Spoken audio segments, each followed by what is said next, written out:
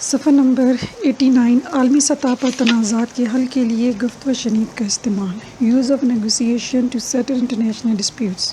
دنیا کی تاریخ میں ایسے بے شمار تنازعات کا ذکر موجود ہے جنہیں یا تو گفت و شنید کے ذریعے حل کیا گیا یا حل کرنے کی کوشش کی گئی۔ پہلے جنگ عظیم کے بعد کئی بین الاقوامی تنازعات نے سر اٹھایا تھا۔ جنگ عظیم اول کے خاتمے کے بعد اقوام عالم کا فرانس کے شہر پیرس کے قریب امن کانفرنس منعقد کی گئی۔ کافی غور و خوض اور گفت و شنید کے بعد کئی اہم مسائل و تنازعات کو حل کر دیا گیا۔ شمالی کوریا کی حکومت نے 1993-94 میں ایٹمی مواد کے عدم پھیلاؤ کے معاہدے NPT سے کنارہ کشی اختیار کی اور ایٹمی پروگرام جاری رکھنے کا اعلان کیا۔ امریکی صدر بل کلنٹن نے اس مسئلے کو گفت و شنید کے ذریعے حل کرنے کی پالیسی اختیار کی۔ دونوں ممالک کے درمیان بات چیت شروع ہوئی اور تفصیلی گفت و شنید کے بعد معاہدہ تک پہنچ گیا۔ شمالی کوریا ایٹمی پروگرام بند کرنے پر راضی ہوئی اور اس کے بعد امریکہ، جنوبی کوریا اور جاپان نے مشترکہ طور پر شمالی کوریا کو 2 ایٹمی ری ایکٹر دیے۔ ایک دہائی کے بعد یہ معاہدہ اس وقت خطرے میں پڑ گیا جب دنیا کہنے لگی کہ شمالی کوریا کے پاس ایٹمی اسلحہ بنانے کی صلاحیت موجود ہے۔ صفحہ نمبر 90 فلسطینیوں اور اسرائیل کے درمیان فلسطینی ریاست کے قیام کے حوالے سے عرصہ دراز سے جنگ جاری ہے۔ اس جنگ میں فریقین کو سخت مالی و جانی نقصان بھی پہنچا ہے۔ اسرائیلی فوج فلسطینیوں پر حملے کر رہی ہے جبکہ فلسطینی مسلح تنظیمیں اسرائیل کو نشانہ بناتی رہی ہیں۔ امریکہ کی حکومت کی مداخلت سے فلسطینی نمائندوں اور اسرائیل کے درمیان اوسلو، ناروے میں 1993 میں گفت و شنید شروع ہوئی۔ طویل گفت و شنید کے بعد فریقین اصولوں کے اعلامیے پر راضی ہوئے۔ اس میں فلسطینی قیادت یاسر عرفات نے اسرائیل کو تسلیم کیا اور اسرائیل نے فلسطینی اکثریت علاقوں میں مرحلہ وار انتقال اقتدار پر رضامندی ظاہر کی۔ اس گفت و شنید کو جاری رکھا گیا اور 1994-95 کے معاہدات کے بعد محمود عباس کی قیادت میں فلسطینی نیشنل اتھارٹی قائم کی گئی۔ فلسطینیوں کو غزہ کی پٹی اور دریائے اردن کے مغربی کنارے کے بعض حصوں میں خود مختاری دی گئی۔ اس کے بعد اردن اور اسرائیل کے درمیان بات چیت شروع ہوئی اور دونوں ممالک کے درمیان معاہدہ ہوا۔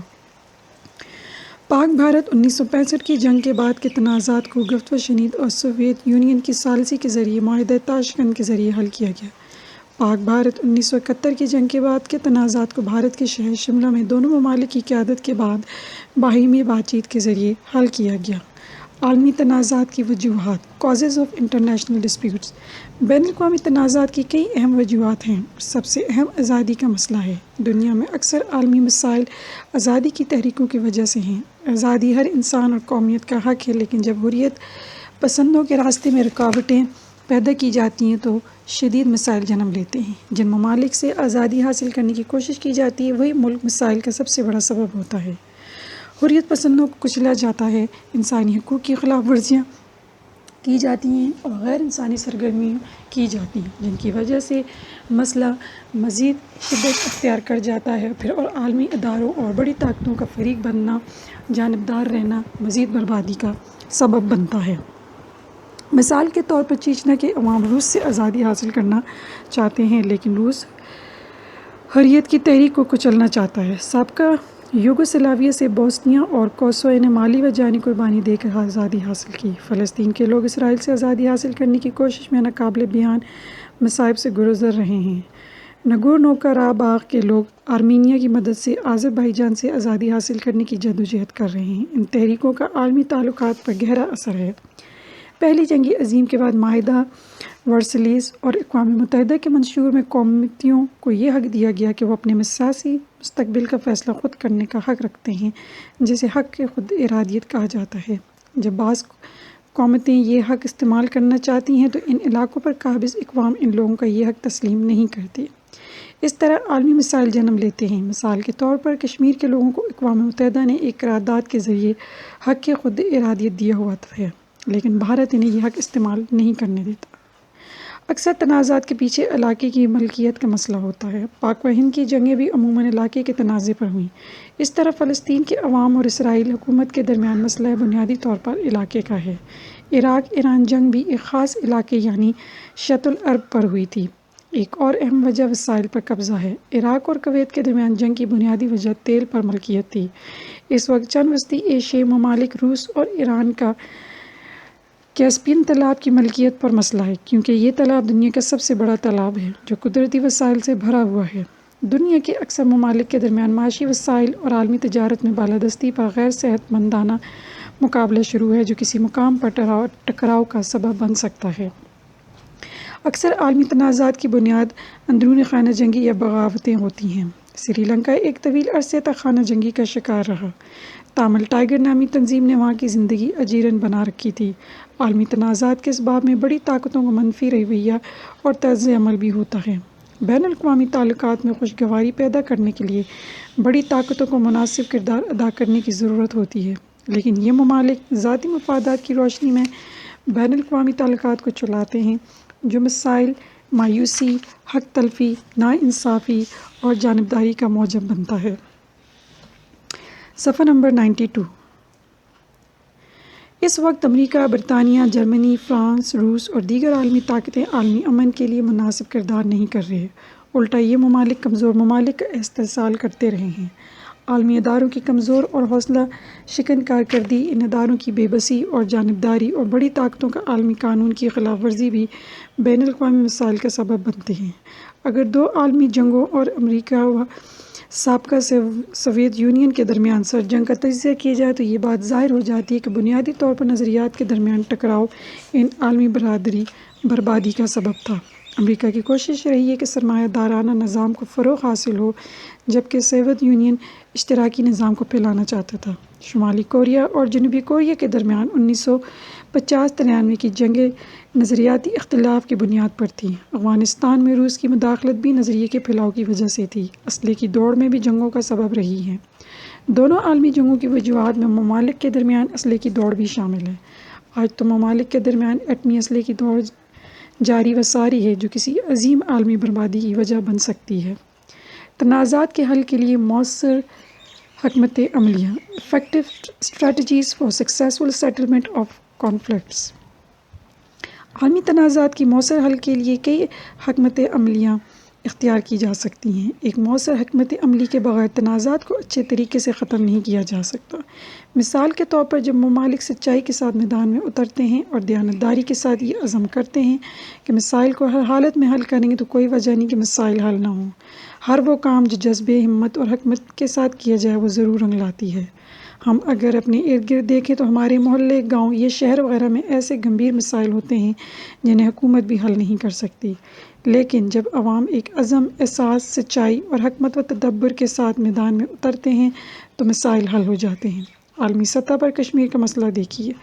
ظاہر تو بھارت عالمی دباؤ کی وجہ سے پاکستان کے ساتھ اعلیٰ سطح پر مذاکرات کے لیے تیار ہو جاتا ہے اور مذاکرات کے کئی دور بھی ہو جاتے ہیں، لیکن بھارت چونکہ سچائی کے ساتھ میدان میں نہیں اترتا لہٰذا یہ مسئلہ حل نہیں ہو رہا۔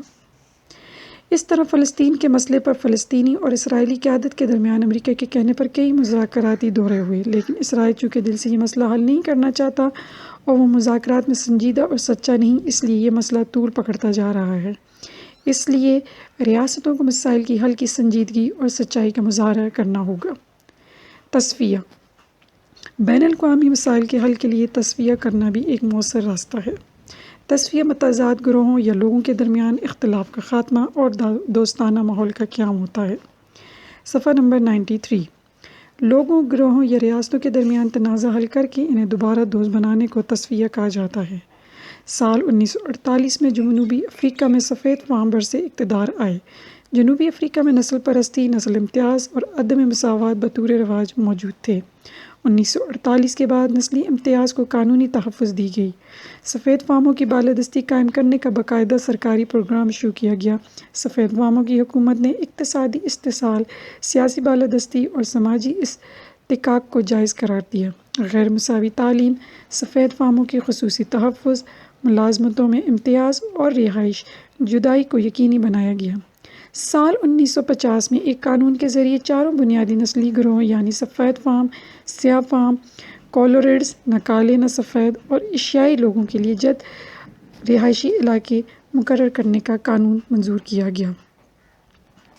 سیاہ فاموں کے لیے سفید فاموں کے علاقے تک رسائی اور دونوں کا باہمی شادی وغیرہ قانونی قرار دیا گیا۔ سیاہ فاموں کے لیے شہروں میں بغیر اجازت کے 72 گھنٹے سے زیادہ گھومنے پھرنے پر انہیں گرفتار کیا جاتا تھا۔ لاکھوں لوگوں کو گرفتار کیا گیا اور انسانی حقوق کی سنگین خلاف ورزیاں کی گئیں۔ سابقہ حکومت کی نسلی امتیاز کی پالیسی اس بنیاد پر کی گئی کہ سخت مظالم کی تحقیقات کے لیے نیلسن منڈیلا کی حکومت نے 1995 میں سچائی اور تسویہ commission truth and reconciliation commission قائم کیا۔ اپریل 1996 میں اس 17 رکنی کمیشن نے پادری ڈسمانڈ ٹوٹو کی قیادت میں کام شروع کیا۔ کمیشن میں تمام نسلوں کو نمائندگی دی گئی تھی۔ کمیشن کا مقصد 1960 سے 1994 تک مظلوم اور نسل پرستی کے شکار یا نشانہ بننے والے لوگوں کو سننا تھا۔ کمیشن نے ان لوگوں کو معافی دینے کے بارے میں بھی سوچنا تھا جنہوں نے نسلی بنیاد پر زیادتی کرنے کا اعتراف کیا تھا۔ ان لوگوں کو بھی بدلے کے طور پر کچھ دینا تھا جو نسلیت کے شکار بن چکے تھے۔ اس کمیشن کا مقصد مظلوموں کی داردرسی کرنا اور مستقبل میں ایسے واقعات رونما ہونے کا راستہ روکنا بھی تھا۔ سچائی اختیار کرنے والوں اور اعتراف کرنے والوں کو براہ راست عوام کو دکھایا گیا۔ کمیشن کو سابقہ حکمرانوں کے نامناسب، غیر مسوانہ اور نسلی امتیازات روا رکھنے کے بے شمار ٹھوس شواہد ملے۔ کمیشن نے 15,000 مظلوموں کی داستانیں سنیں اور 1998 میں اپنی رپورٹ پیش کی۔ رپورٹ میں نسلی امتیازات کی نشاندہی کی گئی۔ ارکان نے اپنی تجاویز کو بھی پیش کیں اور ایک ایسے نظام کی سفارش کی جس میں انسانی حقوق کا احترام ہو۔ نسلی امتیازات کے شکار لوگوں کے لیے امداد اور داردرسی کے اقدامات بھی تجویز کیے گئے۔ صفحہ نمبر 94۔ ثالثی یا مصالحت۔ تنازعات کے مؤثر حل کے لیے ثالثی یا مصالحت کی حکمت عملی بھی اختیار کی جا سکتی ہے۔ اس حوالے سے اقوام متحدہ کو بہت اہمیت حاصل ہے۔ عرب اسرائیل مسئلے سے کئی اور ضمنی تنازعات نے جنم لیا ہے۔ اسرائیل اور شام کا دریائے اردن کے پانی پر اور فوج سے خالی کردہ علاقے کے استعمال پر اختلافات کی وجہ سے دونوں ممالک کے درمیان سرحدی جھڑپیں ہوئیں۔ اس طرح شام، مصر، لبنان اور اردن کے اسرائیل سے اختلافات میں مزید اضافہ ہوا۔ ان معاملات پر قابو پانے کے لیے اقوام متحدہ نے ثالثی کی کوششیں کی لیکن کامیاب نہ ہو سکیں۔ سال 1967 میں عرب اسرائیل کے درمیان 6 دن کی جنگ ہوئی جس میں مصر کی فضائی قوت کو جنگ کے پہلے دن ہی تباہ کر دیا گیا۔ اسرائیل نے غزہ کی پٹی کے درمیان اور جزیرہ نما سینائی پر قبضہ کیا۔ اسرائیل نے مشرقی بیت المقدس، دریائے اردن کے مغربی کنارے اور گولان کے علاقوں پر بھی قبضہ کیا۔ نومبر 1967 میں اقوام متحدہ کے سلامی کونسل نے قرارداد نمبر 242 کے ذریعے اسرائیل کو مقبوضہ علاقوں کے مشروط انخلاء کے لیے کہا۔ شرط یہ تھی کہ عرب ممالک بھی اسرائیل کو تسلیم کریں اور امن کے ساتھ رہیں، تاہم فریقین ان شرائط کو ماننے کے لیے تیار نہ ہوئے۔ اقوام متحدہ نے 1947-48 میں بھارت اور پاکستان کے درمیان کشمیر میں جاری جنگ کو روکنے کے لیے جنگ بندی کے احکامات جاری کیے۔ اقوام متحدہ نے آزاد اور مقبوضہ کشمیر کے درمیان ایک عارضی خط لائن آف کنٹرول لاک کے نام سے قائم کی۔ اس خط کی نگرانی کے لیے اقوام متحدہ کی نگرانی فوجی گروہ کا قیام عمل میں لایا گیا اور ساتھ یہ بھی تسلیم کیا گیا کہ کشمیریوں کو اپنی سیاسی مستقبل کا فیصلہ کرنے کے لیے حق خود ارادیت حاصل ہے۔ لیکن فریقین خصوصاً بھارت اپنی ہٹ درمی پر قائم ہے اور مسئلہ حل کرنے کے بجائے مزید پیچیدہ ہوتا جا رہا ہے۔ اقوام متحدہ عالمی مسائل و تنازعات حل کرنے کے لیے ایک اہم ادارہ ہے، لیکن ضرورت اس امر کی ہے اس ادارے کو بااختیار بنایا جائے تاکہ یہ اپنے فیصلے منوا سکے۔ عالمی قائدین سچائی اور دیانت کے ساتھ اگر آگے آئیں تو کئی مسائل کو ختم کیا جا سکتا ہے۔ دنیا میں اس وقت ایسی قیادت بھی موجود ہے جن کا بین الاقوامی سطح پر احترام کیا جاتا ہے۔ مثال کے طور پر اقوام متحدہ کا secretary general doctor Mahathir Mohamad, امریکی صدر باراک حسین اوباما، نیلسن منڈیلا اور شاہ عبداللہ وغیرہ ایسی شخصیات ہیں کہ عالمی مسائل حل کرنے میں بہت اہم کردار ادا کر سکتے ہیں۔ عالمی و علاقائی ادارے بھی اگر دیانتداری سے چاہیں تو کئی تنازعات ختم کر سکتے ہیں۔ مثلاً اسلامی سربراہی کانفرنس، عرب لیگ، خلیجی تعاون کونسل، نیٹو، سارک، اقتصادی تعاون کی تنظیم، دولت مشترکہ اور یورپین یونین وغیرہ۔ کئی ممالک بھی اس پوزیشن میں ہیں کہ اگر سچائی کے ساتھ آگے آئیں تو کئی مسائل ختم کیے جا سکتے ہیں۔ مثلاً امریکہ، روس، چین، جرمنی، فرانس، آسٹریلیا، سعودی عرب، ترکی، پاکستان، برازیل، جنوبی افریقہ، برطانیہ اور کینیڈا وغیرہ۔ صفحہ نمبر 95۔ عالمی عدالت انصاف کے فرائض۔ Functions of international court of justice. بین الاقوامی عدالت انصاف یہ عالمی عدالت اقوام متحدہ کا کلیدی حصہ ہے۔ یہ عدالت اقوام متحدہ کی منشور کی روشنی میں 1945 میں قائم کی گئی۔ یہ عدالت اقوام متحدہ کی منشور کی روشنی میں کام کرتی ہے۔ یہ رکن ممالک کے درمیان قانونی مسائل حل کرتی ہے اور اقوام متحدہ اور اس کی مختلف ایجنسیوں کو بین الاقوامی قانون کے متعلق سوالات کے بارے میں قانونی رائے بھی دیتی ہے۔ اس کا صدر مقام نیدرلینڈ کے شہر ہیگ میں ہے۔ اقوام متحدہ کے تمام رکن ممالک اس عدالت سے رجوع کر سکتے ہیں۔ کوئی غیر رکن بھی اس حالت میں فریق بن سکتا ہے جب وہ ملک اقوام متحدہ کے طے شدہ شرائط مانے اور عدالت کے اخراجات میں حصہ ڈالے۔ عدالت میں کیس دو طریقے سے لایا جا سکتا ہے۔ پہلا طریقہ یہ کہ فریقین رضامندی سے اپنا مسئلہ عدالت کو پیش کریں۔ دوسرا طریقہ یہ ہے کہ ایک فریق ایک طرفہ طور پر درخواست عدالت میں پیش کرے جب درخواست دہندہ کو یہ یقین ہو جائے کہ فریق مخالف کسی معاہدے کی روشنی میں عدالت کا فیصلہ ماننے کا پابند ہے۔ فریقین پہلے سے اعلان کرتے ہیں کہ انہیں عدالت کا فیصلہ قبول ہوگا۔ عدالت فیصلہ کرتے ہوئے بین الاقوامی قانون کا سہارا لیتی ہے۔ عدالت کا فیصلہ فریقین کو تسلیم کرنا پڑتا ہے اور اس کے خلاف کسی بھی فریق کو اپیل کرنے کا اختیار حاصل نہیں۔ اقوام متحدہ کے منشور کی روشنی میں اگر کوئی فریق عدالت کے فیصلے پر عمل نہ کرے تو اقوام متحدہ کی سلامتی کونسل کو فیصلہ نافذ کرنے کے لیے اقدامات اٹھانے کا اختیار حاصل ہے۔ صفحہ نمبر 96 بین الاقوامی تنازعات میں ثالثی اور گفت و شنید کے لیے افراد کا کردار۔ عالمی مسائل اور تنازعات میں عالمی شہرت یافتہ افراد ثالثی اور گفت و شنید کے لیے نمایاں کردار ادا کر سکتے ہیں۔ ماضی میں ایسی شخصیات کردار ادا بھی کر چکی ہیں۔ اقوام متحدہ کا سیکریٹری جنرل اپنے عہدے کی اہمیت کی وجہ سے عالمی سطح پر مقبول شخصیت ہوتا ہے۔ کوئی بھی ملک اس بات یا رائے کو آسانی سے نظر انداز نہیں کر سکتا۔ اقوام متحدہ کے منشور کے مطابق وہ ایک سفارتکار اور ثالث بھی ہے۔ وہ عالمی مسائل پر عالمی اتفاق رائے پیدا کرنے کی صلاحیت رکھتا ہے۔ اقوام متحدہ کے سیکریٹری جنرل بان کی مون صومالیہ کے مسئلے پر منعقد عالمی کانفرنس میں شرکت کے لیے انقرہ گئے تھے، جہاں موقع کی مناسبت سے انہوں نے ترکی کی حکومت سے درخواست کی کہ ترکی قبرص اور آرمینیا کے ساتھ اپنے مسائل پر پرامن طریقے سے حل کرے۔ آپ نے ترکی کی قیادت کو مخاطب کرتے ہوئے استنبول میں ایک یونیورسٹی میں خطاب کرتے ہوئے کہا، آئیے آرمینیا کے ساتھ آپ کے نئے سفارتی تعلقات قائم کرتے ہیں۔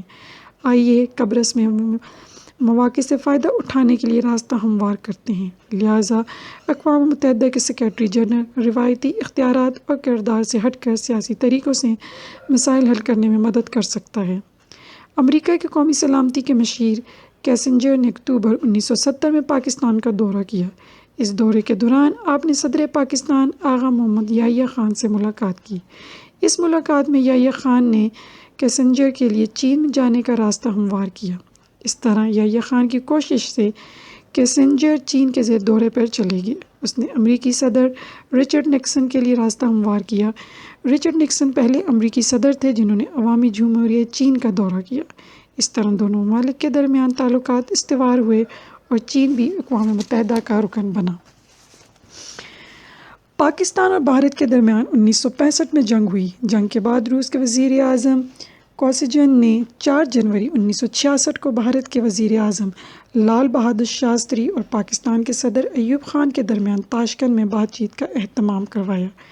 کوسیجن کی کوششوں سے دونوں ممالک کے درمیان تاشکند میں امن کا معاہدہ ہوا۔ خلیج کی ایک جنگ روکنے کے لیے پاکستانی وزیر اعظم نواز شریف نے ذاتی دلچسپی لے کر کئی ممالک کا دورہ کیا اور ایک سفر کے دوران ان کا طیارہ بھی نشانہ بنا، لیکن وہ طیارے سمیت بچ گئے۔ صفحہ نمبر 97 اس وقت دنیا کا خطرناک ترین خطہ فلسطین کی سرزمین ہے۔ اسرائیل اور فلسطینیوں کے درمیان جنگ 1948 میں اسرائیل کے قیام سے شروع ہوئی۔ اس جنگ میں طرفین کو مالی و جانی نقصان کا سامنا کرنا پڑا ہے اور سرزمین عرب ایک ہولناک تباہی کے کنارے پر ہے۔ امریکی صدر نے دونوں قوموں کو کئی بار بات چیت کرنے پر مجبور کیا اور امریکی صدر کی قیادت میں اہم معاہدات ہوئے۔ مثال کے طور پر 1993 میں اوسلو معاہدہ، جس میں تنظیم آزادی فلسطین نے اسرائیل کو تسلیم کیا اور اسرائیل نے غزہ کی پٹی اور دریا اردن کے مغربی کناروں کے چند علاقوں میں فلسطینی نیشنل اتھارٹی قائم کرنے کا اعلان کیا۔ اس کے بعد بھی امریکی صدر نے دونوں کو بات چیت کرنے کے لیے آمادہ کیا۔ اس سلسلے میں امریکی صدر کلنٹن، جارج بش اور اوباما کو خصوصیت اہمیت حاصل ہے۔ پہلی جنگ عظیم کے خاتمے اور لیگ آف نیشنز کے قیام میں سب سے زیادہ کردار اس وقت کے امریکی صدر ولسن کا رہا۔ اس نے عالمی تباہی روکنے اور ایک عالمی ادارے کے قیام میں ذاتی دلچسپی لے کر کامیاب جدوجہد کی۔ ان چند مثالوں سے یہ بات ثابت ہو جاتی ہے کہ عالمی تنازعات میں افراد کے انفرادی اور ذاتی کردار اہمیت کے حامل ہوتے ہیں، خصوصاً ایسی قیادت جنہیں عالمی شہرت حاصل ہو وہ بین الاقوامی مسائل کے حل میں مؤثر کردار ادا کر سکتے ہیں۔ ایک اچھے ثالث اور گفت و شنید کرنے والے کے خواص۔ تنازعات کی ثالثی میں ثالث کا کردار بہت اہمیت کا حامل ہوتا ہے، خاص طور پر جائزاتی ثالثی میں ثالث کی اہمیت سے انکار نہیں کیا جا سکتا۔ چونکہ یہ ایک اہم کام ہے اور ایک عام آدمی کا کام نہیں، اس لیے ایک ثالث اور گفت و شنید کرنے والے میں کئی خواص کا ہونا لازمی ہے۔ ایک ثالث یا گفت و شنید کرنے والے کے اہم خواص درج ذیل ہیں۔ ثالث ایک مصنف کی طرح ہوتا ہے، اس لیے ثالث غیر جانبدار، مخلص اور دیانتدار ہونا چاہیے۔ اسے کسی فریق کی طرف جھکاؤ نہیں رکھنا چاہیے۔ وہ اخلاص اور ذاتی جذبہ خیر کے ساتھ آگے آئے اور اسی دیانتداری کا خوب مظاہرہ کرنا چاہیے۔ صفحہ نمبر 98۔ ثالثی کرنا، گفت و شنید کروانا ایک ہنر ہے، لہٰذا ثالث کو فریقین کی نفسیات سمجھنے کی صلاحیت ہونی چاہیے۔ ثالث کی توجہ اس بات پر ہو کہ فریقین مستقبل میں چیزوں کو کن زاویوں سے دیکھنا پسند کرتے ہیں۔ ثالث کو فریقین کی نفس پر ہاتھ رکھ کر آگے آنا چاہیے۔ ایک اچھے ثالث کے لیے تجربہ کار ہونا چاہیے۔ تجربہ جتنا زیادہ ہوگا، معاملہ اتنا ہی جلدی اور آسانی سے حل ہوگا۔ اس لیے ثالث تجربہ کار، سرد مزاج اور صابر ہونا چاہیے۔ اگر وہ جذباتی اور گرم مزاج ہو تو مسئلہ حل ہونے کے بجائے مزید خراب ہو سکتا ہے۔ مذاکرات، بات چیت اور ثالثی پر ماحول کا بہت اثر ہوتا ہے۔ ثالث یا مذاکرات کے لیے ماحول پر نظر رکھنے کی صلاحیت ہونی چاہیے۔ ثالث ماحول کو اپنے قابو میں رکھے لیکن ماحول، شرکاء اور فیصلے پر اثر انداز ہونے کی کوشش نہ کرے۔ ثالث کے لیے ضروری ہے کہ وہ ایک پرسکون، محفوظ اور خوشگوار ماحول کو یقینی بنائے۔ ثالث کے لیے صاحب کردار ہونا بھی لازمی ہے۔ ثالث ایسا کردار ادا کرے کہ دونوں فریقین اس کے کردار سے مطمئن ہوں۔ مذاکرات کے لیے ضروری ہے کہ جن معاملات پر اختلاف ہو وہ ان معاملات میں ماہر ہوتا ہے کہ مسئلے کی جڑ تک آسانی سے پہنچا جا سکے۔ ثالث کے لیے انصاف پسند ہونا بھی اہم ہے۔ ثالث انصاف پسند اور تعلیم یافتہ ہونا چاہیے۔ اچھے ثالث و گفت و شنید کرنے والے کی خصوصیات کیسے اپنائی جا سکتی ہیں؟ تجاویز۔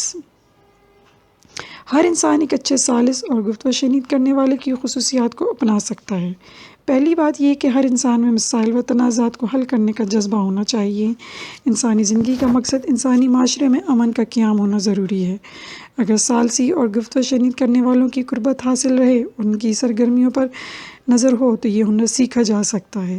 اس مقصد کے لیے مشاہدہ اور مطالعہ بھی بہت ضروری ہے، جس کے ذریعے ثالثی اور گفت و شنید کے لوازمات سے واقفیت حاصل کی جا سکتی ہے۔ اپنے گھر، خاندان اور گاؤں یا شہر میں ہونے والی ثالثی اور گفت و شنید کی سرگرمیوں میں حصہ لینا چاہیے اور ہر پہلو پر نظر رکھنی چاہیے۔ ثالث بننے کے لیے قربانی کا جذبہ ہونا چاہیے۔ بے لوث خدمت اور ذاتی نقصان کی قیمت ادا کر کے ایک فرد بہترین ثالث یا گفت و شنید کرنے والا بن سکتا ہے، کیونکہ اس راستے میں جانی و مالی قربانی دینے کی اشد ضرورت ہوتی ہے۔ انصاف پسندی کو زندگی کا لازمی حصہ بنانا پڑتا ہے، کیونکہ ثالثی اور گفت و شنید کا مقصد تنازع کا مبنی پر انصاف فیصلہ کرنا ہوتا ہے۔ ثالث بننے کے لیے قانون اور رسم و رواج کے علاوہ مذہبی احکامات و تعلیمات سے بھی واقفیت ضروری ہے، کیونکہ اکثر فیصلے قانون، رسم و رواج اور مذہبی اصولوں کی روشنی میں کرنے پڑتے ہیں اور تنازعات کے ایسے حل پائیدار ہوتے ہیں۔ اچھے ثالث یا گفت و شنید کرنے والوں کی خصوصیات پہلے بیان کی گئی ہیں۔ اگر ان میں اکثر خصوصیات کو اپنایا جائے تو کوئی بھی فرد ثالث اور گفت و شنید کرنے والا بن سکتا ہے۔ ایک اچھے شہری کے لیے لازمی ہے کہ وہ تنازعات کی ثالثی اور فریقین کے درمیان بات چیت کی صلاحیت رکھے۔ مشق نمبر 1، درج ذیل جملوں میں خالی جگہوں کو مناسب الفاظ سے پر کریں۔ 1، 14 مئی 1948 کو اسرائیل ریاست کے ڈیش کا اعلان کیا گیا۔ 2، امریکہ اور اس کے ڈیش کو جیو اور جینے دو کی پالیسی اختیار کرنی چاہیے۔ 3، سری لنکا ایک طویل عرصے تک اندرونی ڈیش کا شکار رہا۔ 4، عالمی عدالت انصاف کا صدر مقام نیدرلینڈ کے شہر ڈیش میں ہے۔ 5 ثالث بننے کے لیے ڈیش کا جذبہ ہونا چاہیے۔ مشق نمبر 2، صفحہ نمبر 100۔ درج ذیل سوالات کے لیے موضوع جواب یعنی ب، ج، د منتخب کر کے ہر سوال کے سامنے دیے گئے خالی خانے پر کریں۔ 1، فلسطینی علاقہ 1917 میں ڈیش سے برطانیہ کے کنٹرول میں چلا گیا۔ ایران، افغانستان، چین، ترکی۔ 11 ستمبر 2001 کو ڈیش کے World Trade Center New York اور پینٹاگون پر ہوائی حملے ہوئے۔ کینیڈا، برطانیہ، جاپان، امریکہ۔ شمالی کوریا اکتوبر 2006 میں زیر زمین ڈیش سے دھماکہ کر چکا ہے۔ بارودی، توباکن، ایٹمی، تفریحی۔ دونوں عالمی جنگوں کی وجوہات میں ممالک کے درمیان ڈیش کی دوڑ بھی شامل ہے: اقتدار، لالچ، پیسے، اسلحہ۔ کوسی جنگ کی کوششوں سے پاکستان اور بھارت کے درمیان ڈیش میں امن کا معاہدہ ہوا: تاشقند، سمرقند، بخارا، دہلی۔ ثالث کے لیے ڈیش پسند ہونا بھی بہت اہم ہے: انصاف، روایت، رجعت، انقلاب۔ مشق نمبر 3، درج ذیل جملوں میں صحیح جملوں کے لیے صحیح اور غلط جملوں کے لیے غلط پر نشان لگائیں۔ 1، 11 ستمبر 2011 کو امریکہ کے ورلڈ ٹریڈ سینٹر اور پینٹاگون پر ہوائی حملے ہوئے۔ 2، امریکہ نے مارچ 2003 میں عراق پر حملہ کیا۔ 3، پاک بھارت جنگ 1965 کے بعد تاشقند کا معاہدہ ہوا۔ 4، تنازعات کے حل کے لیے ثالثی ایک غیر مؤثر طریقہ ہے۔ 5، اس وقت دنیا کا خطرناک ترین خطہ اردن کی سرزمین ہے۔ 6، لائن آف کنٹرول پاکستان اور چین کے درمیان ایک عارضی سرحد ہے۔ 7، گفت و شنید کا مقصد تنازعات کا مبنی پر انصاف پر فیصلہ کرنا ہے۔ 8، شمالی کوریا کے پاس ایٹمی اسلحہ موجود ہے۔ مشق نمبر 5، درج ذیل سوالات کے مختصر جواب دیں۔ 1، اسرائیل ریاست کب اور کہاں وجود پذیر ہوئی؟ 2، لائن آف کنٹرول کیا ہے؟ 3، اوسلو کا معاہدہ کب اور کہاں ہوا اور اس کی اہم باتیں کیا تھیں؟ 4، ثالث یا گفت و شنید کرنے والے کی خصوصیات بیان کریں۔ مشق نمبر 6، درج ذیل سوالات کے تفصیلی جواب دیجیے۔ 1، موجودہ عالمی تنازعات کا تاریخی پس منظر تحریر کیجیے۔ 2، عالمی تنازعات کی وجوہات کی نشاندہی کریں۔ 3، تنازعات کے مؤثر حل کے لیے حکمت عملی کیا ہو سکتی ہیں۔ 4، عالمی ثالثی میں اقوام متحدہ کے کردار اور عالمی عدالت انصاف کے افعال پر نوٹ تحریر کریں۔ 5، بین الاقوامی تنازعات میں ثالثی اور گفت و شنید کے لیے افراد کا کردار بیان کریں۔ صفحہ نمبر 102، عملی سرگرمیاں۔ مسئلہ کشمیر پر ایک تقریری مقابلہ منعقد کیجیے۔ پرامن طریقوں سے تنازعات حل کرنے کے لیے کیا کیا اقدامات اٹھائے جا سکتے ہیں؟ اس موضوع پر بات چیت کے لیے اپنے علاقے کا مشہور ثالث یا امن جرگے رکن کو کلاس میں دعوت دیں۔ فرضی فریقین بنا کر ان تنازعات کو حل کرنے کے لیے کلاس میں گفت و شنید اور ثالثی کا مظاہرہ کریں۔ باب نمبر 5، عالمی مہارتیں، انٹلیکچوئل اسکلز۔ صفحہ نمبر 103، تدریسی مقاصد۔ اس باب کے مطالعے کے بعد طلباء اس قابل ہو جائیں گے کہ وہ انٹرنیٹ سے مفید معلومات حاصل دینے والی ویب سائٹ کی نشاندہی کر سکیں، ویب سائٹ سے معلومات کو پڑھ سکیں اور دلائل کی منطقی ساخت کی نشاندہی کر سکیں اور نتائج حاصل کرنے کے لیے مناسبت کا تعین کر سکیں۔ طلباء اپنی مرضی کے مطابق مسائل پر مبنی سرکاری کاغذات کا جائزہ لے سکیں، معلومات کو ایسے ترکیبی عمل سے گزاریں کہ معقول نتائج تک پہنچا جا سکے، جمع شدہ معلومات کی بنیاد پر دلیل سازی کر سکیں، اپنی دلیل کو اثبات اور حقیقی معلومات کا سہارا دے سکیں، جمع کردہ معلومات کی بنیاد پر مسائل کے حل کے لیے مختلف طریقوں کی نشاندہی کر سکیں، ہر ممکن حل کا فوائد و نقائص کی روشنی میں جائزہ لے سکیں، مسائل کے حل کے لیے سرکاری پالیسی تجویز کر سکیں، معلومات کے پھیلاؤ کے لیے مختلف اقسام کے ذرائع یعنی newsletter, bulletin board, media, electronic database کا استعمال کر سکیں۔ صفحہ نمبر 104، ویب سائٹ کا استعمال، یوز آف ویب سائٹ۔ جدید ٹیکنالوجی اور کمپیوٹر میں نے تو سائنس، علم، مواصلات اور معلومات کی دنیا میں انقلاب برپا کیا۔ انٹرنیٹ نے دنیا کے ہر حصے کو آپس میں باندھ دیا ہے، اس لیے تو اسے WWW یعنی ورلڈ وائڈ ویب کہا جاتا ہے، یعنی دنیا کا ہر حصہ انٹرنیٹ کے ذریعے مکڑی کے جال کی طرح آپس میں منسلک ہے۔ یعنی یہ سمجھے کہ اگر آپ کے گھر میں کمپیوٹر اور انٹرنیٹ کی سہولت ہے تو دنیا آپ کے سامنے آپ کی میز پر ہے، جہاں آپ کو لمحوں میں ہر قسم کی معلومات تک رسائی حاصل ہو جاتی ہے۔ تحقیق کاروں اور طالب علموں کے لیے انٹرنیٹ ایک تحفے سے کم نہیں۔ جب آپ کسی موضوع پر معلومات درکار ہو تو ویب سائٹ پر جائیے اور معلومات حاصل کیجیے۔ دنیا بھر کے ادارے اپنی ویب سائٹ بناتے ہیں اور اکثر ویب سائٹس مفت میں آپ کو قیمتی معلومات فراہم کرتی ہیں۔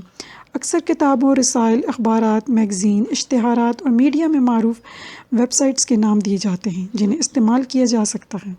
ویب سائٹ انٹرنیٹ پر کسی فائل کا پتہ ہوتا ہے جس کے ذریعے آپ اس فائل میں پہنچ سکتے ہیں۔ اس قسم کی معلومات انٹرنیٹ کے علاوہ دیگر روایتی ذرائع سے بھی حاصل کی جا سکتی ہے، لیکن انٹرنیٹ سے حاصل کردہ معلومات تازہ ترین ہوتی ہے۔ ویب سائٹس کا استعمال بالکل اسی طرح ہے گویا آپ ایک جدید ترین لائبریری کا استعمال کر رہے ہیں۔ کمپیوٹر انٹرنیٹ میں کئی سرچ انجن ہیں جن میں آپ ویب سائٹ کا پتہ دے کر مطلوبہ معلومات حاصل کر سکتے ہیں۔ ان انجنوں میں اہم ترین گوگل، یاہو، MSN، آلٹا وسٹا وغیرہ ہیں۔ عام طور پر گوگل کا استعمال کیا جاتا ہے۔ جب آپ اپنا کمپیوٹر انٹرنیٹ آن کرتے ہیں تو پہلے گوگل کھولیے، پھر گوگل میں اپنا مطلوبہ ویب سائٹ کا پتہ دیں یا پسندیدہ موضوع دیں۔ اسے کھولیے، آپ کو مطلوبہ نتائج اسکرین پر آ جائیں گے۔ یہاں ایک بات یاد رکھنے کے قابل ہے کہ بعض چیزوں کو آپ صرف پڑھ سکتے ہیں اور انہیں اپنے کمپیوٹر میں ڈاؤن لوڈ نہیں کر سکتے کیونکہ اسے کاپی رائٹ کے قانون کے تحت ڈاؤن لوڈ کی اجازت نہیں ہوتی۔ اگر ایسے مواد کو پھر بھی اتارا گیا تو آپ کے خلاف قانونی کارروائی کی جا سکتی ہے۔ صفحہ نمبر 105۔ ویب سائٹ سے معلومات پڑھنا اور مقصد کے حصول کے لیے ان کی نشاندہی۔ To get information from websites and to identify websites to gain objectives۔ جب آپ اپنی پسندیدہ اور مطلوبہ ویب سائٹ کھولتے ہیں تو سینکڑوں ہزاروں کی تعداد میں مواد یعنی لیکچرز، کتب، تقاریر، مضامین، بحث و مباحث اور دیگر متعلقہ چیزیں اسکرین پر نمودار ہوتی ہیں۔ آپ ایک ایک کر کے کھولیے اور اپنی پسند اور ضرورت کے مطابق مواد پڑھیے اور اتاریے۔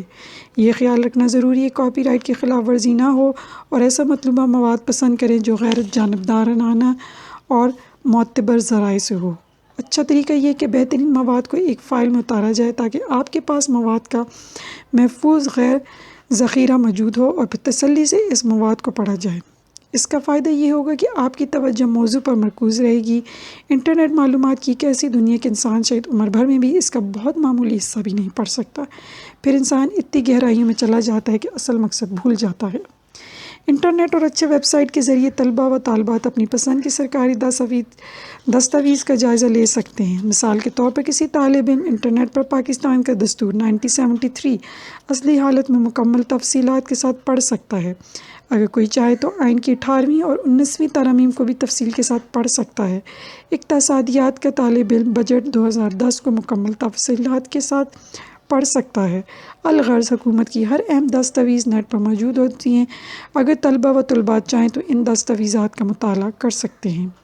اب علم حاصل کرنے کے شاید کہیں جانے کی ضرورت نہیں، بلکہ انٹرنیٹ کی ایجاد سے علم ہماری میز پر آ گیا ہے۔ ضرورت اس امر کی ہے کہ ہم اس سہولت کا مثبت، تخلیقی اور مؤثر استعمال کریں۔ یہ بھی ایک حقیقت ہے کہ آج کمپیوٹر اور انٹرنیٹ کے استعمال کے بغیر علم نامکمل ہے، کیونکہ زندگی کے ہر شعبے میں کمپیوٹر نے ایک کلیدی مقام حاصل کیا ہوا ہے۔ صفحہ نمبر 106۔ معلومات کو جمع کر کے ترتیب دینا اور نتیجے تک پہنچنا۔ To collect and arrange information to conclude۔ معلومات جمع کرنے کی مختلف ذرائع ہیں، مثلاً مشاہدہ، انٹرویو، سوال نامہ، دستاویزات کا مطالعہ اور انٹرنیٹ کا استعمال۔ خاص موضوع پر معلومات جمع کی جاتی ہیں۔ تحریری معلومات کو ایک فائل میں جمع کیا جاتا ہے۔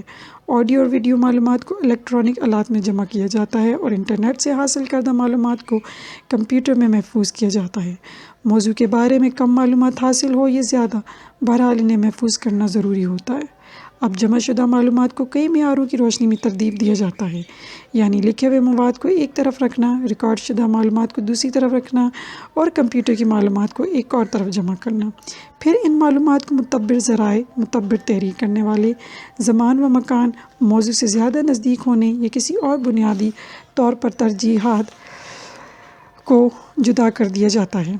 موضوع کے اعتبار سے اب جمع کردہ اور ترتیب شدہ مواد کا مطالبہ شروع کیا جاتا ہے۔ اچھی بات یہ کہ ہم اپنے اس مطالعے کو لکھا بھی جائے، ساتھ ساتھ یہ بھی ضروری ہے کہ حوالہ جات بھی تحریر کیے جائیں۔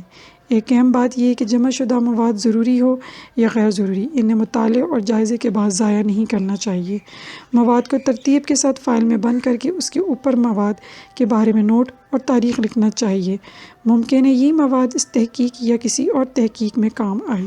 یہ جمع شدہ اور ترتیب شدہ مواد ایک طویل محنت کا نتیجہ ہوتا ہے اور معتبر حوالہ بھی، اس لیے ان کی حفاظت ضروری ہے۔ اب اس مطالعہ اور جائزے سے نتیجہ اخذ کیا جا سکتا ہے، یعنی جو مسئلہ ہمیں درپیش تھا اور جسے سمجھنے اور حل کرنے کے لیے ہمیں معلومات جمع کرنی تھی، تو اب یہ دیکھنا کہ ان جمع شدہ مواد سے ہمیں کیا نتیجہ اخذ کر سکتے ہیں۔ ہر تحقیق کنندہ اپنی رپورٹ میں نتائج بھی اخذ کرتا ہے اور جو مسئلے کو سمجھنے اور اسے حل کرنے میں مددگار ہوتے ہیں۔ اگر اس کے باوجود ہم نتیجہ اخذ کرنے کے قابل ہوں تو مطلب یہ کہ ہماری ساری محنت ضائع ہوئی اور ہم نے معلومات جمع کرنے میں کہیں غلطی کی۔ اس لیے ان تمام باتوں کا پہلے سے ذہن میں رکھنا ضروری ہوتا ہے۔ صفحہ نمبر 107، جمع شدہ معلومات کی بنیاد پر دلیل سازی، argument making based on collected information. تحقیق کا ایک اہم مرحلہ یہ بھی ہوتا ہے جو مطالعہ کیا گیا ہے یا جائزہ لیا گیا ہے تو اس کی بنیاد پر دلیل سازی کی جائے۔ مثال کے طور پہ ہمیں یہ مسئلہ درپیش تھا کہ ایک ملک الف میں سیاسی عدم استحکام کا بنیادی سبب کیا ہے۔ ہم نے مختلف ذرائع سے معلومات جمع کی، مشاہدہ کیا اور کئی عوامل کو نوٹ کیا گیا۔ کئی اہم سیاستدانوں کے انٹرویو لیے یا ذرائع ابلاغ سے ان کے انٹرویو جمع کیے۔ ہم کتابوں اور ذاتی ڈائریوں سے استفادہ کیا، ماہرین سے سوال ناموں کے ذریعے معلومات حاصل کی۔ سب سے اہم یہ کہ انٹرنیٹ کے ذریعے اس مسئلے پر تفصیلی معلومات حاصل کی۔ ان معلومات کو ترتیب دینے کے بعد غور سے پڑھا اور نتائج حاصل کیے۔ ہمیں یہ اندازہ ہوا کہ اس ملک میں کئی قومیں آباد ہیں، لیکن وہاں کا سیاسی نظام وحدانی ہے۔ ہمیں گزشتہ معلومات اور مطالعے سے یہ بات معلوم ہو چکی تھی کہ کثیر القوی ممالک میں وحدانی طرز حکومت ناکام ہوتا ہے اور وہاں مسائل ختم ہونے کے بجائے مزید بڑھتے ہیں۔ ہم اس نتیجے پر پہنچے کہ اس ملک الف میں وحدانی طرز حکومت سیاسی عدم استحکام کی بنیادی وجہ ہے اور اس مسئلے کو ختم کرنے کے لیے وہاں ایک معیاری وفاقی نظام کی ضرورت ہے۔ لہٰذا ہم نے یہ دلیل سازی کی کہ کسی بھی کثیر القومی ملک میں سیاسی استحکام لانے کے لیے وہاں ایک معیاری وفاق کی ضرورت ہوتی ہے۔ اس دلیل سازی کے بعد ایک اور اہم مرحلہ دلیل سے موافقت رکھنے والی حقیقی معلومات جمع کرنا ہے۔ اب ہم نے یہ دیکھنا ہے کہ جو دلیل سازی کی گئی ہے تو آیا دنیا میں پہلے سے ایسی کوئی مثال ہے جو ہماری دلیل کی سچائی کو ثابت کرے۔ اس مقصد کے لیے کئی کثیر القومی ممالک کی دستور کا مطالعہ کرنا پڑے گا۔ اس مقصد کے لیے لائبریریوں، ماہرین اور انٹرنیٹ سے استفادہ کرنا پڑے گا۔ جب ہم معلومات جمع کر کے اسی طرح ترتیب دے کر ان کا جائزہ لیتے ہیں تو ہم کئی نتائج حاصل کرنے میں قابل بن جاتے ہیں۔ مثال کے طور پر ہم نے ملائیشیا، بھارت اور امریکہ کے دساتیر اور سیاسی تاریخ کے بارے میں معلومات حاصل کی اور نتائج حاصل کیے گئے کہ ان ممالک نے کثیر القومی معاملے کو معیاری وفاقیت سے حل کر لیا۔ اس طرح ان حقیقی معلومات نے ہماری پیش کردہ دلیل کی سچائی ثابت کی۔ تحقیق میں یہ بات اہمیت کی حامل ہے کہ دلیل بنا کر اسے حقیقی معلومات کا سہارا دیا جاتا ہے اور اس طرح غلطی کی گنجائش نہیں رہتی اور تحقیق کا ثمر بھی مل جاتا ہے۔ تاہم یہ بات بالکل واضح ہے کہ انٹرنیٹ نے یہ کام بہت آسان کر دیا ہے۔ اگر انٹرنیٹ نہ ہوتا تو شاید مذکورہ ممالک کی دستور حاصل کرنے کے لیے ہمیں کئی سفارت خانوں سے معلومات حاصل کرنے کی ضرورت ہوتی، جو کہ ایک لمبا اور مہنگا عمل ہے۔ صفحہ نمبر 108، معلومات کی روشنی میں مسائل کے حل کے طریقے، methods to solve problems in the light of information. مسائل کے حل کے لیے کئی ممکنہ طریقے ہو سکتے ہیں۔ ہر مسئلے کے نقائص اور فوائد ہوتے ہیں۔ اب مسئلے کے بہترین حل کے لیے کئی ممکنہ طریقوں میں سے سب سے بہتر کا انتخاب کرنا ہے۔ اس کے لیے ضروری ہے کہ ہر طریقوں کو بیان کیا جائے اور ہر ایک کی خوبیوں اور خامیوں کا جائزہ لیا جائے۔ مثال کے طور پر مسئلہ غربت ہے۔ اب غربت کی وجوہات، نتائج اور اس پر قابو پانے کے طریقوں کو تلاش کرنا ہے۔ اس کے لیے معلومات جمع کی جاتی ہے۔ وہی طریقے یعنی مشاہدہ، انٹرویو، سوال نامہ، کتب اور انٹرنیٹ وغیرہ استعمال کر کے معلومات حاصل کی جاتی ہیں اور تربیت و مطالعے کے بعد اس مسئلے کی وجوہات، نتائج اور ممکنہ حل معلوم ہو جاتے ہیں۔ مثال کے طور پر ایک ممکنہ حل روزگار کی فراہمی ہے۔ اگر لوگوں کو روزگار کے مواقع دیے جائیں تو غربت میں کمی کی جا سکتی ہے۔ اس حل کے فوائد یہ ہیں کہ لوگ اس قابل ہو جائیں کہ وہ کما سکیں گے اور اپنی زندگی میں آسودگی لا سکیں گے۔ چھوٹے سا سرمایہ جمع کر کے کاروبار شروع کیا جا سکتا ہے۔ روزگار سے ملک میں ترقی بھی ہو جائے گی اور بے روزگاری کم ہو کر جرائم میں بھی کمی واقع ہوگی۔ حکومت کے لیے بھی مشکلات کم ہوں گی۔ اس حل کی خامیاں بھی ہیں، یعنی حکومت روزگار کے مواقع فوری طور پر کہاں سے پیدا کرے گی؟ روزگار کی فراہمی میں حکومت ترجیحات کیسے متعین کرے گی؟ اس میں اقربا پروری، بدعنوانی اور کئی قسم کے تعصبات کار فرما ہو سکتے ہیں۔ غربت کے خاتمے کے لیے دوسرا طریقہ آبادی پر قابو پانا ہے۔ اس حل کے فوائد یہ ہوں گے کہ آبادی کنٹرول کرنے سے وسائل پر بوجھ نہیں پڑے گا اور غربت کے امکانات کم ہو جائیں گے۔ منصوبہ بندی کے ساتھ لوگ پیدا ہوں گے تو ان کی پرورش اور تربیت میں آسانی ہوگی اور اچھی صحت مند قوم بنے گی۔ ملازمت تک مواقع زیادہ ہوں گے اور ملک میں تربیت یافتہ افرادی قوت ہوگی۔ لیکن اس حل کے نقائص بھی ہیں، مثلاً آبادی پر قابو پانے کی کوشش میں مذہبی حلقوں کی طرف سے دباؤ کا سامنا کرنا پڑے گا اور اس کے لیے وسیع منصوبے اور پروگرام کی ضرورت ہوگی جس پر کافی خرچہ بھی آئے گا۔ ہو سکتا ہے کہ کوششوں اور خرچے کی باوجود آبادی میں اضافے کو روکا نہ جا سکے۔ تیسرا ایک حل صنعتوں کا قیام ہے۔ اگر صنعتیں لگائی جائیں تو ایک طرف ملک ترقی کرے گا اور دوسری جانب لوگوں کی آمدنی ہوگی۔ ساتھ ساتھ چھوٹے چھوٹے کاروبار بھی پیدا ہوں گے، لوگوں میں فنی تعلیم حاصل کرنے کا رجحان بڑھ جائے گا، ماہر افرادی قوت میں اضافہ ہوگا۔ دوسری جانب خامیاں یہ ہے کہ حکومت اتنے کارخانے کیسے لگائے گی؟ پیسہ کہاں سے آئے گا؟ عالمی اداروں سے قرض لے کر ملک کو مزید قرض دار بنایا جائے گا اور ابتدا میں لوگوں کو فنی تربیت کیسے دی جائے گی؟ ایک اور طریقہ یہ بھی ہے کہ لوگوں کو بیرونی ملک بھیجا جائے۔ اس کے فوائد یہ ہوں گے کہ ملک میں باہر سے پیسہ آئے گا، عوام بھی مالی فائدے مند ہو جائے گی، کم محنت پر سرمایہ کار ہاتھ آئے گا، اسی پیسے کو یہاں لگا کر سرمایہ کاری کی جا سکتی ہے اور اسی طرح پائیداری ترقی کا عمل شروع ہو سکتا ہے۔ اس حل کے نقائص یہ ہیں کہ حکومت کو دیگر ممالک سے معاہدات کرنے پڑیں گے جو کہ ایک محنت طلب اور مشکل کام ہے۔ لوگ ماہر نہیں ہوتے، اس لیے انہیں بیرون ملک بھی مزدوری کرنی پڑتی ہے جو دریائے خیر میں کوئی آسان کام نہیں۔ لوگوں کو بیرون ملک بھیجنے کے لیے پیسہ کہاں سے آئے گا؟ اور یہ بھی ایک مسئلہ ہے کہ اکثر لوگ جہلیت کی وجہ سے بیرون ملک ایسے کام کر جاتے ہیں جو ملک کی بدنامی کا باعث بنتا ہے۔ اب مذکورہ طریقوں میں سے کسی ایک حل یا کئی حل ملا کر ایک مناسب اور قابل عمل طریقہ اختیار کیا جا سکتا ہے، لیکن ہر معاملے کو ہر زاویے سے دیکھنا پڑے گا تاکہ کم خرچ میں زیادہ کام آسانی سے کیا جا سکے۔ صفحہ نمبر 109، مسائل حل کرنے کے لیے سرکاری پالیسی کی تجاویز، proposal to make government policy to solve problems.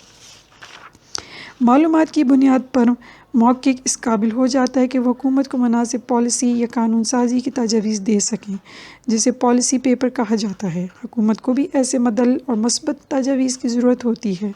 Policy paper تیار کرنے کا مرحلہ وار طریقہ کچھ اس طرح ہے: 1 مسئلے کی نشاندہی، 2 مسئلے کی ممکنہ 3-4 حل، 3 ہر ممکنہ حل کی نمایاں فوائد و نقائص، 4 سب سے بہترین حل کی تلاش۔ صفحہ نمبر 110، مسئلے کی نشاندہی۔ سب سے پہلے مسئلہ پرابلم کی نشاندہی کی جاتی ہے کہ مسئلہ کیا ہے اور یہ اس مسئلے کی اہمیت کیا ہے۔ ایک مستحکم معاشرے کا قیام ہم سب کی ذمہ داری ہے۔ اس سے پہلے کہ مسئلہ سر اٹھا کر پیچیدہ ہو جائے اور اسے سمجھنے اور اس کی نشاندہی کی ضرورت ہوتی ہے۔ مثال کے طور پر امتحانی نظام میں خامیاں ایک اہم مسئلہ ہے۔ مسئلے کے ممکنہ 3-4 حل۔ اب اس مسئلے کے کم از کم 3-4 ممکنہ حل مقروضے پیش کرنے ہوں گے۔ مثال کے طور پر امتحانی نظام میں اصلاح کے لیے درج ذیل ممکنہ حل مقروضے ہیں: ہر مہینے استاد اپنے شاگردوں کی جائزہ رپورٹ تیار کرے اور اسی رپورٹوں کے نمبر مقرر کیے جائیں۔ امتحان لینے والے اداروں سے بدعنوان ملازمین کو نکالا جائے اور اچھی شہرت کے ملازمین کی حوصلہ افزائی کی جائے۔ پیشہ ور لوگوں کی حوصلہ شکنی کی جائے اور انہیں امتحانی ڈیوٹیوں سے دور رکھا جائے۔ دیانتدار لوگوں کو منطق مقرر کیا جائے اور ان کی حوصلہ افزائی ہو۔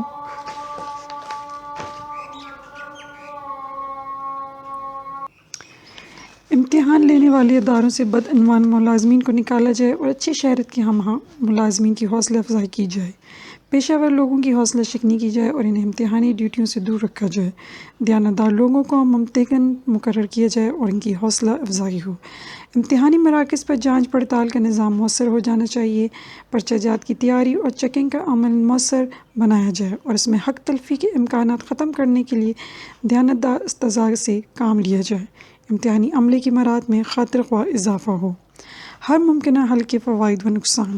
بہترین حل تلاش کرنے کے لیے ہر ممکنہ حل کا تفصیلی و تنقیدی جائزہ لینا پڑتا ہے۔ مثال کے طور پر ہر مہینے استاد اپنے شاگردوں کی جائزہ رپورٹ تیار کریں اور اسی رپورٹوں کے نمبرز مقرر کیے جائیں۔ اس کا فائدہ یہ ہوگا کہ اس سے بچے کی اصلی قابلیت کا اندازہ ہو سکے گا۔ بالکل بنیادی سطح پر صحیح جائزہ بھی لیا جا سکے گا، استاد کا وقار بھی مجروح نہیں ہوگا، طلبہ و طالبات بھی پریشانیوں سے بچ جائیں گے۔ اس کا نقصان یہ ہے کہ استاد ذاتی پسند یا نانا پسند سے کام لے سکتا ہے، لیکن پھر بھی اس کے امکانات کم ہیں۔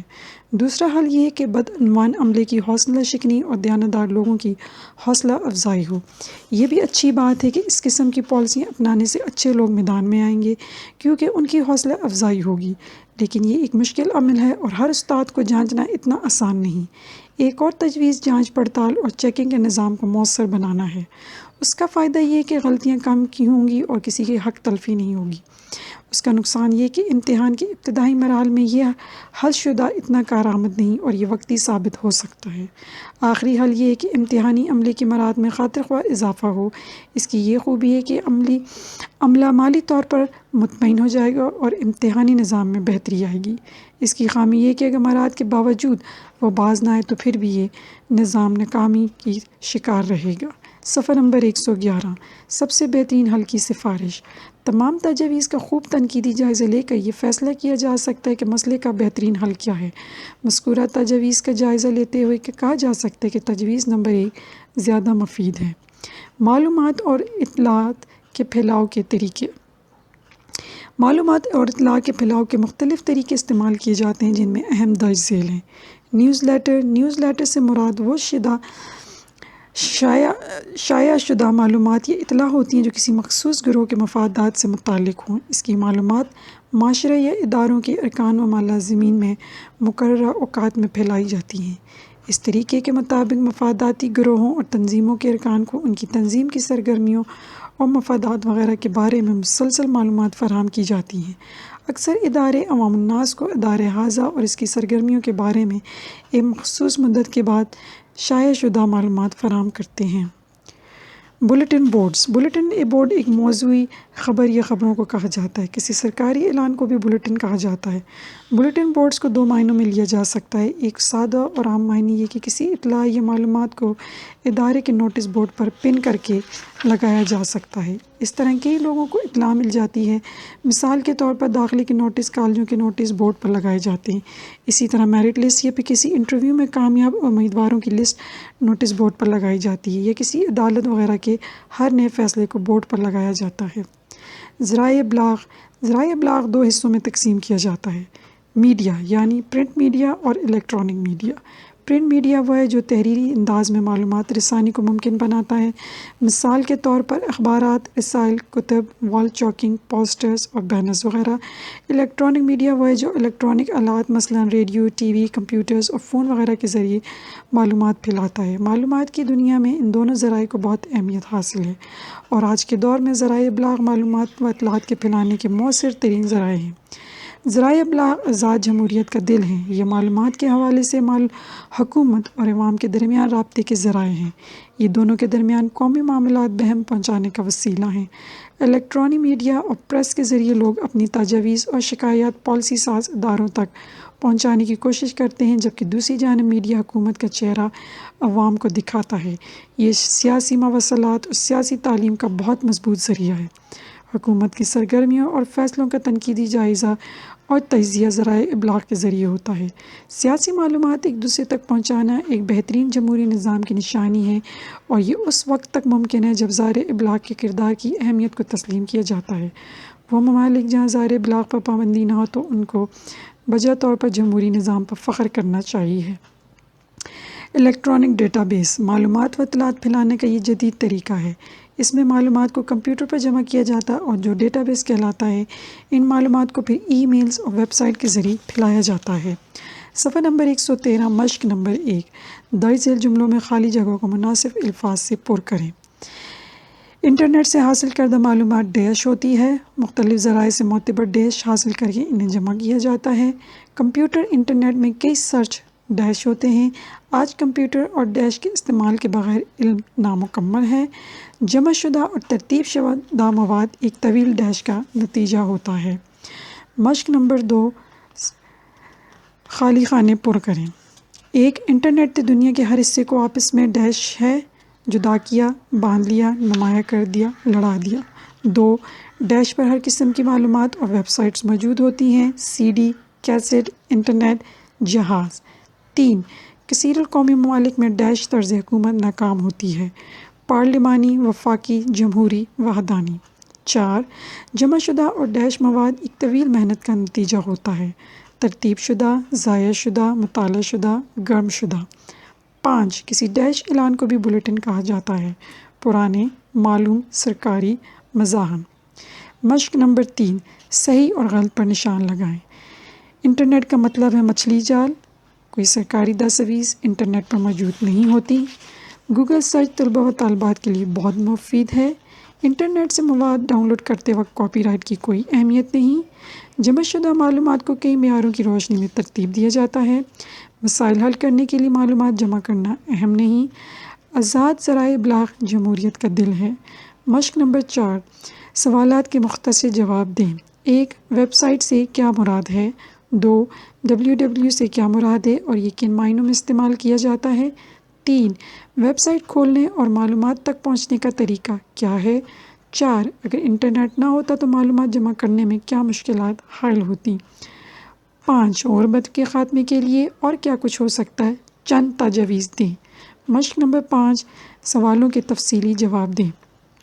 1 ویب سائٹ کا استعمال کا طریقہ تفصیل سے بیان کریں۔ 2 ویب سائٹ سے معلومات کیسے حاصل کی جاتی ہے، ان کی ترتیب، دلیل سازی اور دلائل کی جانچ پڑتال کیسے کی جا سکتی ہے۔ 3 معلومات اور اطلاعات کے پھیلاؤ کے مختلف طریقے بیان کیجیے۔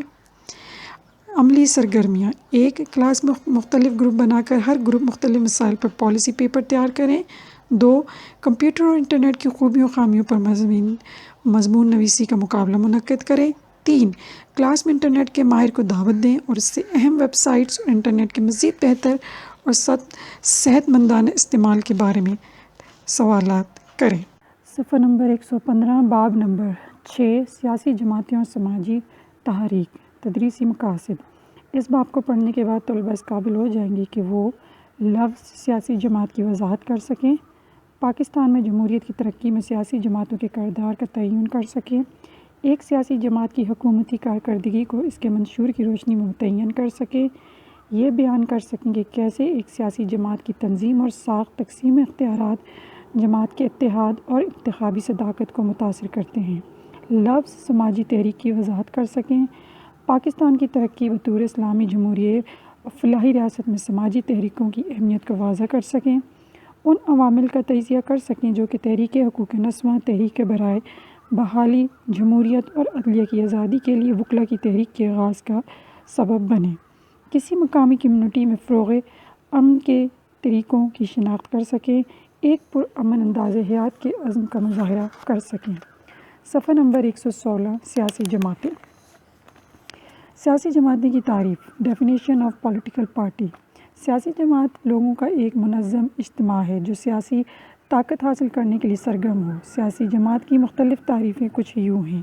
1 رابرٹ ریناؤ کے مطابق سیاسی جماعت لوگوں کی ایک منظم کوشش ہے جو پروگراموں اور نظریات میں ایسا مقابلے پر یقین رکھتی ہے جس کے ذریعے وہ انتخابات جیتنے اور سرکاری عہدوں تک رسائی کی خواہش مند ہوتی ہے، اس وعدے کے ساتھ کہ اگر اس کے امیدوار کامیاب ہوئے تو وہ جماعتی وعدوں اور پروگراموں کو قانون میں تبدیل کریں گے۔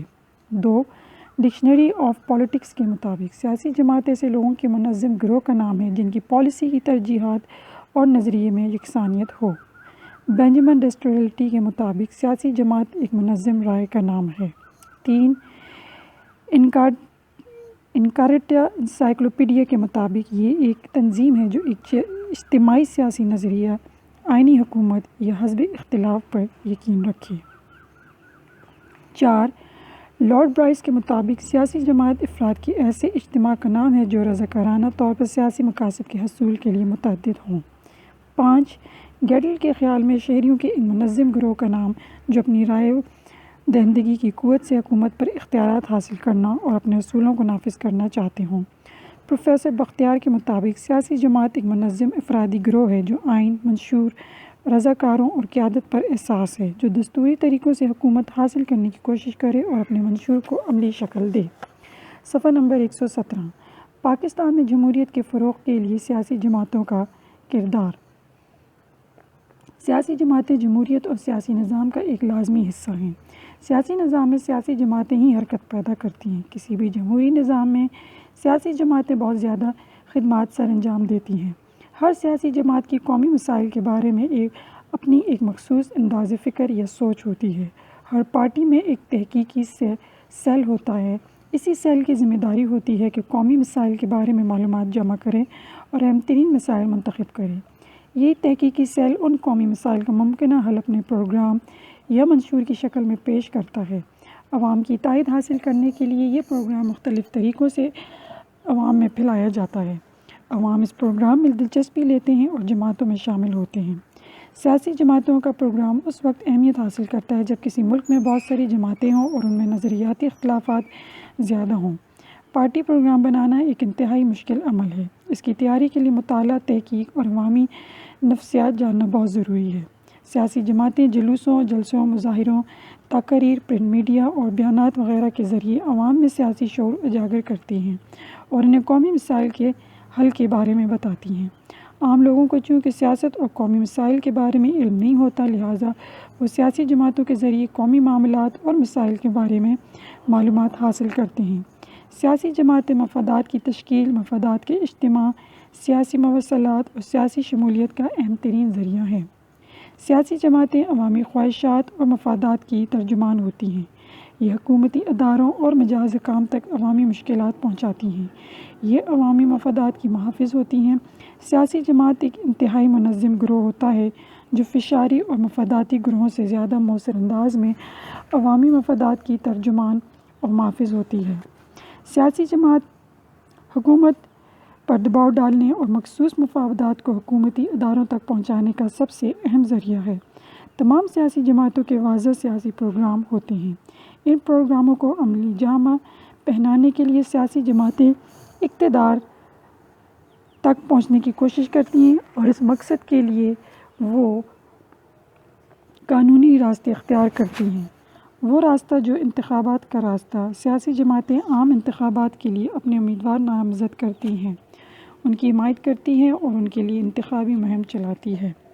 انتخابات میں عوامی سیاسی جماعتوں کو ان پر ان کی مرضی کے مطابق حکومت کرنے کا اختیار دیتی ہے، جیسے عام اصطلاح میں مینڈیٹ کا نام دیا جاتا ہے۔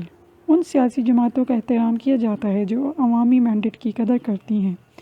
انتخابات کے نتیجے میں جیتنے والی جماعت یا جماعتیں قانون کے مطابق حکومت بناتی ہیں۔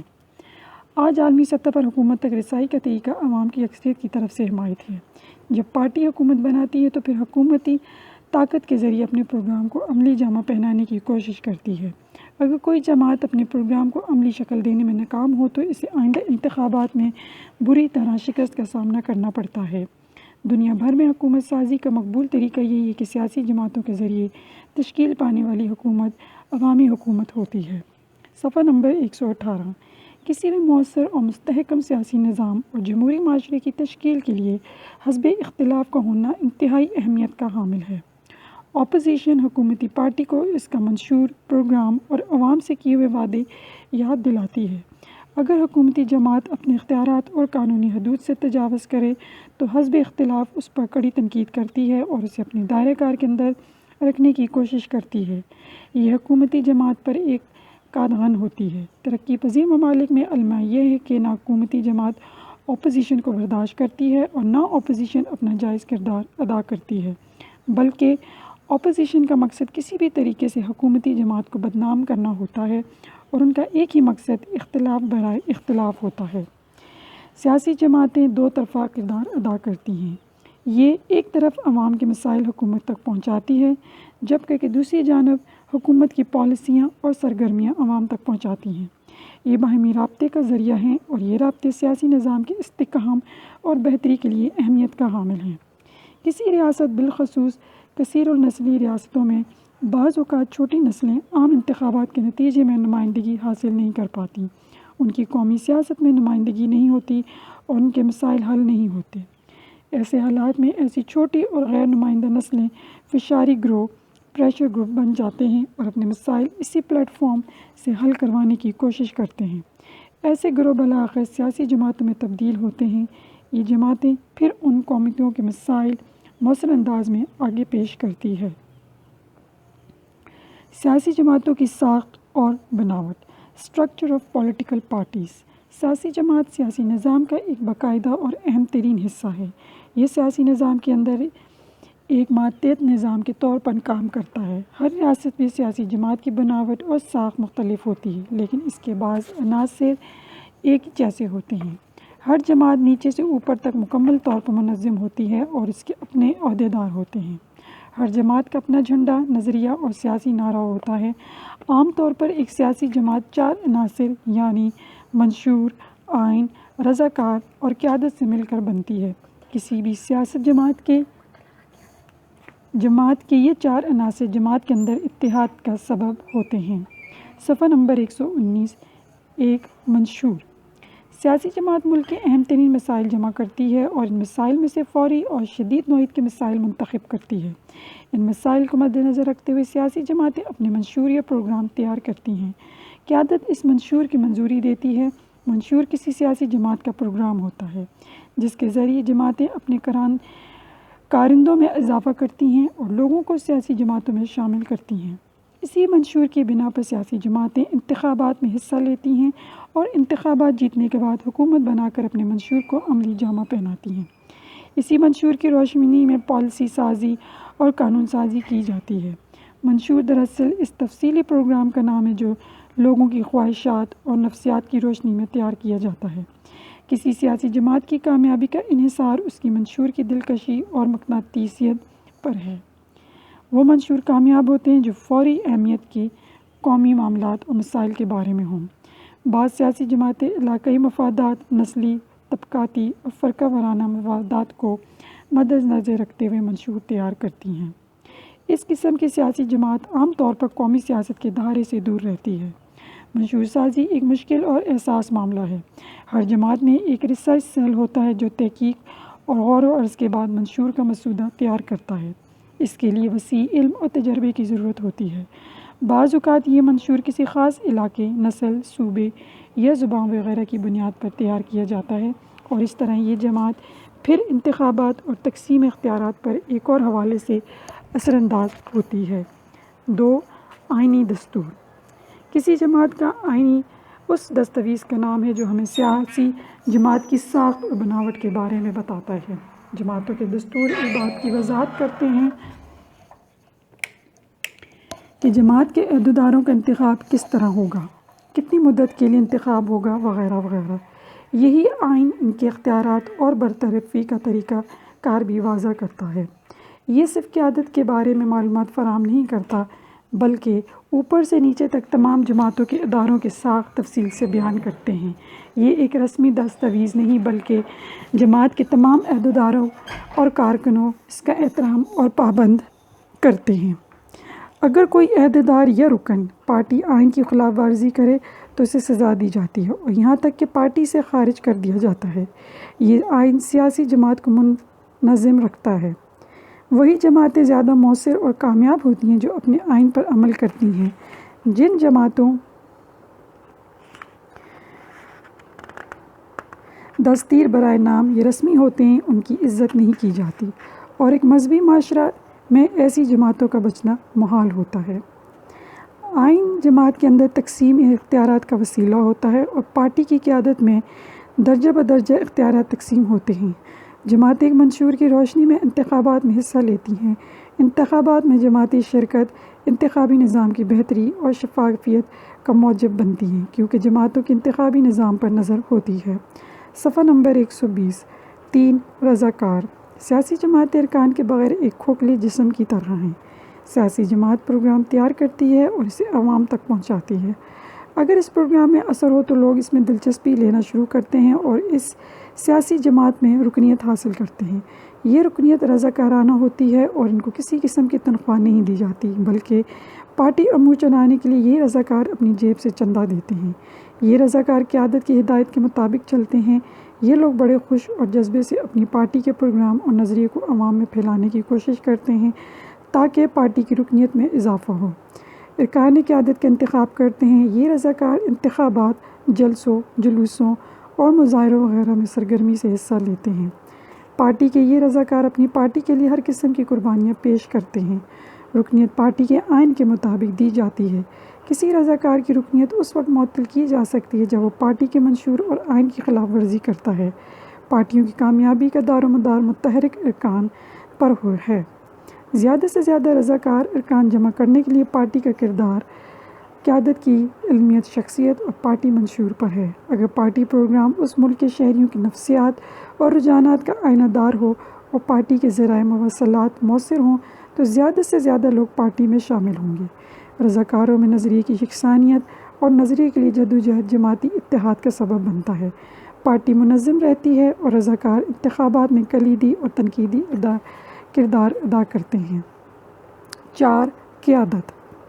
کوئی بھی منظم انسانی گروہ قیادت کے بغیر مکمل نہیں۔ سیاسی جماعتیں منظم گروہ ہوتی ہیں اور یہ منتخب قیادت کے ذریعے چلتی ہیں۔ قیادت ہمیشہ قومی سطح پر جانی پہچانی شخصیات ہوتی ہیں جن کا ایک سیاسی تجربہ ہوتا ہے اور وہ دور اندیش ہوتے ہیں۔ ایک لیڈر ہمیشہ ذہین اور قومی مسائل سے باخبر ہوتا ہے۔ بعض اوقات قیادت کو بہت مشکلات کا سامنا کرنا پڑتا ہے۔ اسے انتقامی کارروائیوں اور تشدد کا نشانہ بنایا جاتا ہے۔ کسی بھی سیاسی جماعت کی کامیابی کا زیادہ تر انحصار قیادت پر ہے۔ عام کارکن اور ذیلی ادارے قیادت کے احکامات اور ہدایات پر خوشی سے عمل کرتے ہیں اور اپنی قیادت کا بہت احترام کرتے ہیں۔ قیادت جماعت کا مغز ہوتی ہے اور پارٹی کی بقا کا انحصار قائد کی صلاحیتوں پر ہوتا ہے۔ عام لوگ قیادت کا نزدیک سے مشاہدہ کرتے ہیں اور اس کا کردار جانچتے ہیں اور پھر اس پارٹی کے لیے قومی سیاست میں جگہ مختص کرتے ہیں۔ لوگ قائد کی ہر بات نوٹ کرتے ہیں اور اس پر تبصرہ کرتے ہیں۔ کسی بھی سیاسی جماعت میں اہم ترین عہدے چیئرمین، صدر، general secretary, press secretary, finance secretary وغیرہ ہوتے ہیں۔ ان کے درمیان اختیارات کی باقاعدہ تقسیم ہوتی ہے۔ اگر سیاسی جماعتوں اصولوں اور قاعدوں کی بنیاد پر بنائی گئی ہوں تو پھر یہ جماعتیں جمہوریت کی روح ثابت ہوتی ہیں۔ ان کی سوچ تعمیری اور تخلیقی ہوتی ہے، آئین میں تقسیم اختیارات کو قومی مفادات کی روشنی میں دیکھتی ہے۔ یہی جماعتیں جماعتی اتحاد کی ترقی کا باعث بنتی ہیں اور انتخابی نظام کی اہمیت پر یقین یا اعتماد رکھتی ہیں جو کہ ایک کامیاب سیاسی نظام کا پیش خیمہ ثابت ہوتا ہے۔ صفحہ نمبر 121۔ سیاسی جماعت کی حکومت کا اس کے منشور کی روشنی میں کارکردگی۔ ہر سیاسی جماعت کا ایک لازمی عنصر جماعت کا منشور ہے۔ ہر سیاسی جماعت ملک کے اہم مسائل کی نشاندہی کر کے ان مسائل کو حل کرنے کے لیے پروگرام یا تجاویز مرتب کرتی ہے جسے منشور کہا جاتا ہے۔ اسی منشور کی روشنی میں سیاسی و انتخابی وعدوں کی شکل میں جماعتیں انتخابات میں حصہ لیتی ہیں۔ جب عوام کی اکثریت ان وعدوں اور پروگراموں سے متفق ہو تو وہ جماعت انتخابات جیت کر عوامی مینڈیٹ حاصل کر کے حکومت بناتی ہے۔ یہاں یہ بات قابل ذکر ہے کہ ووٹ ہمیشہ کسی جماعت کے منشور یا پروگرام کو دیکھ کر دینا چاہیے۔ جب اکثریتی جماعت حکومت بناتی ہے تو پھر اپنے وعدوں اور منشور کو عملی شکل دینے کے لیے قانونی ساز کرتی ہے۔ مسائل کو حل کرنے کے لیے پارٹی اپنی تجاویز کو قانون میں تبدیل کرتی ہے۔ ترقی یافتہ دنیا میں یہی طریقہ ہے جس کی وجہ سے وہاں کے سیاسی نظام مستحکم ہوتے ہیں۔ ہمارا مسئلہ یہ ہے کہ جماعتیں برسر اقتدار آ کر اپنے منشور اور پروگرام نظر انداز کرتی ہیں اور ایک منفی سیاست ثقافت وجود پذیر ہو جاتی ہے۔ نتیجہ یہ ہوتا ہے کہ ہمارا سیاسی نظام غیر مستحکم رہتا ہے۔ صفحہ نمبر 122۔ حکومت کے دوران یا جب اکثریتی جماعتیں آئینی مدت مکمل کریں تو آئندہ انتخابات سے پہلے یہ دیکھنا بہت ضروری ہے کہ حکومتی جماعت اپنے وعدوں پر عمل کیا یا نہیں۔